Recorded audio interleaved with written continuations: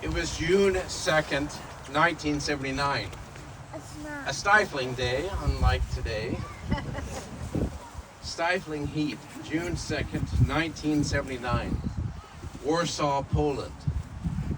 Communist controlled. Warsaw was a gray, depressing city after the Soviets had rebuilt it. But on that day, it had been transformed by the colorful homemade banners and the floral arrangements of the Poles who had gathered there to welcome John Paul II back on his first trip after being elected Pope. The population of Warsaw that day doubled to 3 million people for this event. No Polish king or other figure had ever been welcomed as John Paul II was. 1 million people participated in the mass held at Victory Square. Communist propaganda and officials tried to spin it as a victory of communism. But John Paul II would have nothing of it. He said to the crowd that his pilgrimage was a continuation of the celebration in 1966 of the evangelization of Poland 1,000 years earlier in 966, when the gospel first came to that land. That event led to the martyrdom of Saint Stanislaus, who resisted the tyranny of state power in 1079, exactly 1,000 years before John Paul II's arrival and resistance of the tyranny of state power in his day.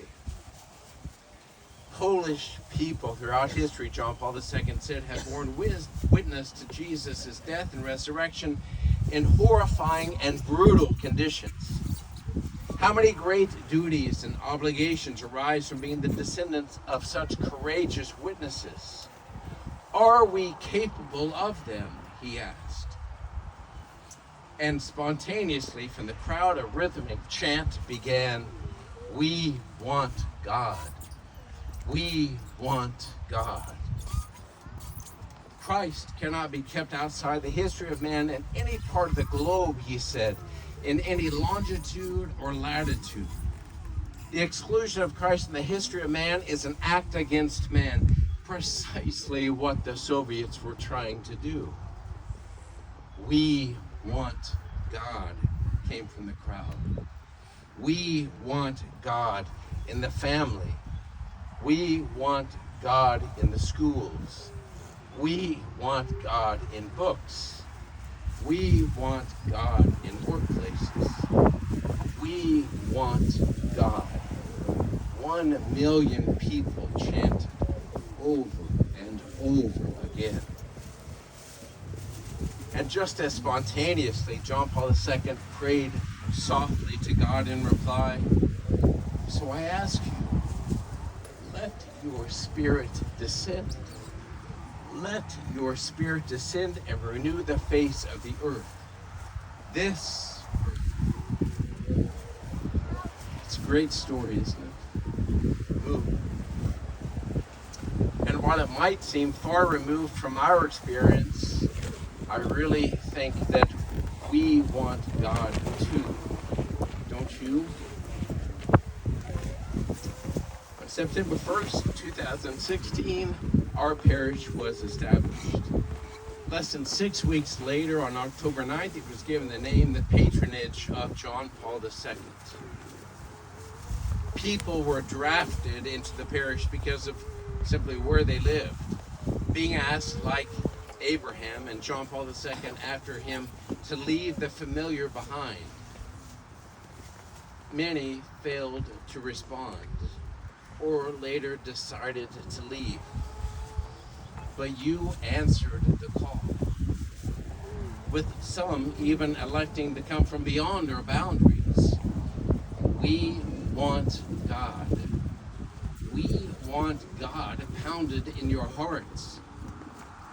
Amidst worshiping in a public school gym and great uncertainty with COVID, you said, "We want God." 4 years ago, we migrated to Southside, which was a vast improvement, but not ideal. And you said, we want God. In 2022, we began exploring new land for a parish campus. And in 23, we revealed its location and the designs of the buildings and the campus. And you said, we want God.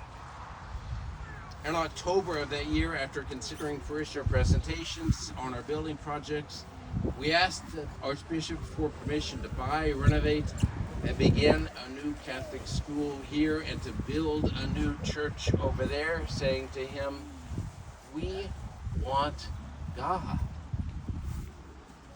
This desire of yours took shape in 2024 with millions pledged to our campaign. In July of that year, we bought the school. 6 months later, we began renovation, and on August 20th, we opened our doors to our first students. How else does this make sense except that you said, we want God. We want God. In the family, in the schools, in the books. And now, next year is our pilgrimage to Poland and Rome in the footsteps of John Paul II. We should be back for this day. But what do you say? By John Paul II's feast in 2027, should our goal be to have Mass on the grounds of our new campus? Should it be to have Mass on the church's foundation? Or maybe even inside? What do you say?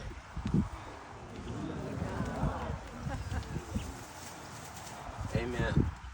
And so I say with John Paul II, I ask you, Lord, let your Spirit descend and renew the face of the earth, this earth.